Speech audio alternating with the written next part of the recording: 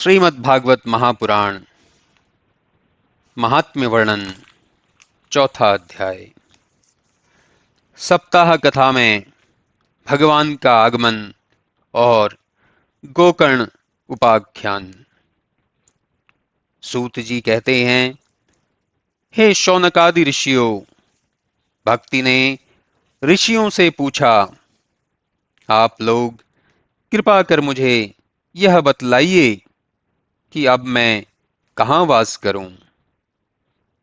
ऋषियों ने कहा, अब तुम वैष्णवों के हृदय में वास करो। जैसे ही भक्ति ने वैष्णवों के चित्त में प्रवेश किया, वैसे ही भगवान विष्णु भी साकार रूप धारण कर भक्तों के चित्त में प्रवेश कर गए। सनत कुमार ने कहा, श्रीमद् भागवत के सप्ताह यज्ञ से दुराचारी मनुष्य का सहज ही उद्धार और कलयुग में मनुष्य कैसे पवित्र हो जाता है, इस संबंध में मैं तुमसे एक इतिहास कहता हूं, उसे ध्यान से सुनो। पूर्व काल में तुंगभद्रा नदी के तट पर एक नगर था, जिसमें आत्मदेव नामक एक ब्राह्मण वेद शास्त्र में पारंगत होते हुए भी भिक्षावृत्ति से अपना निर्वाह करते हुए अपनी धुंधुली नामक स्त्री सहित रहता था। धुंधुली अत्यंत रूपवती और गृह कार्य में कुशल थी, किंतु साथ ही वह विवादिनी और बढ़ बढ़कर बातें करने वाली थी। पति पत्नी में बड़ा प्रेम था, किंतु संतानहीन होने के कारण ब्राह्मण को बड़ा दुख था।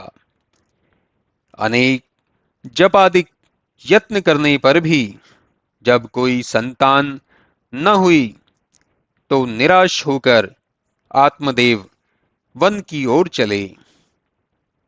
मार्ग में एक सरोवर में जल पीकर वे विश्राम कर रहे थे कि इतने में वहां एक सन्यासी आ गया।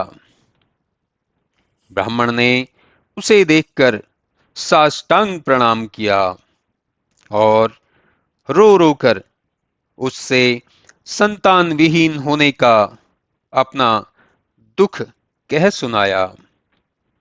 उसे सुन सन्यासी ने कहा कि मैं तुम्हारे कपाल की भाग्य रेखा को पढ़ रहा हूं। तुम्हें 7 जन्म तक पुत्र नहीं होगा। अतएव अच्छा हो यदि तुम संन्यास ले लो। ब्राह्मण ने कहा, भगवन, मुझे ज्ञान और संन्यास की आवश्यकता नहीं है। यदि आपके पास कोई योग बल हो तो मुझे पुत्र पौत्रों का सुख दो। ब्राह्मण के हठ करने पर सन्यासी ने उसे एक फल दिया और कहा कि इसे तुम अपनी स्त्री को खिला दोगे तो उसे पुत्र अवश्य उत्पन्न होगा। फल को लेकर आत्मदेव प्रसन्नता पूर्वक घर आए और उसे अपनी स्त्री को देकर कहा कि इसे खा लो, इससे तुमको पुत्र अवश्य होगा। फल देकर ब्राह्मण देव तो बाहर चले गए। इधर धुंधुली अपनी एक सखी से रोकर कहने लगी कि मैं इस फल को खाकर गर्भ धारण नहीं करूंगी, क्योंकि गर्भ से स्त्री को कष्ट ही कष्ट है और इससे मृत्यु भी हो सकती है। ऐसा तर्क वितर्क कर उसने उस फल को अपनी गौ को खिला दिया और अपने पति से झूठे ही कह दिया कि मैंने फल खा लिया है तथा मेरे गर्भ रह गया है। दूसरे दिन उसकी बहन आई तो उसने सारा वृतांत अपनी बहन से कह सुनाया। बहन ने कहा, तुम चिंता न करो, मेरे गर्भ है, इससे जो बालक उत्पन्न होगा वह तुम्हें दे दूंगी।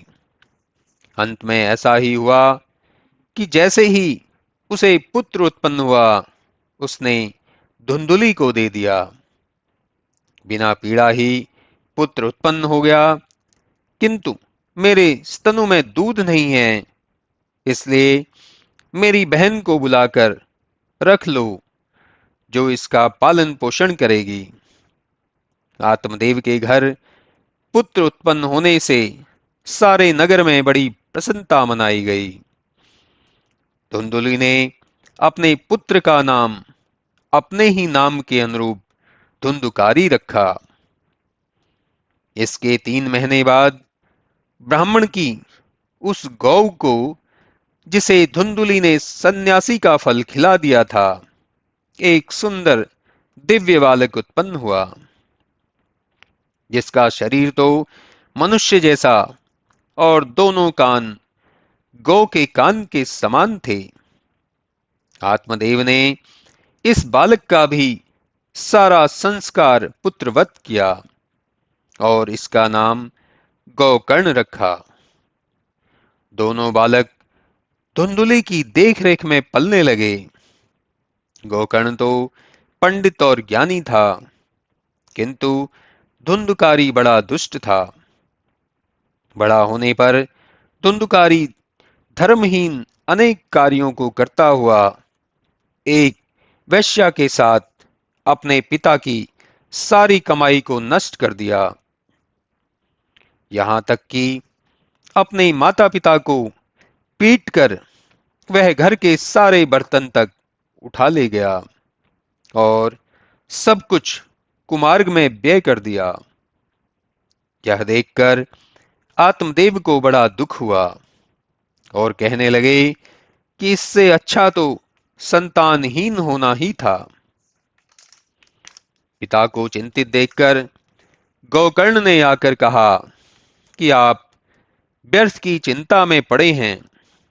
कौन किसका पुत्र है, आप संतान के लिए व्यर्थ ही यह सारे कष्ट उठा रहे हैं। गोकर्ण की बात सुनकर 60 वर्ष के वृद्ध आत्मदेव को ज्ञान उत्पन्न हो गया और वे वन को चले गए।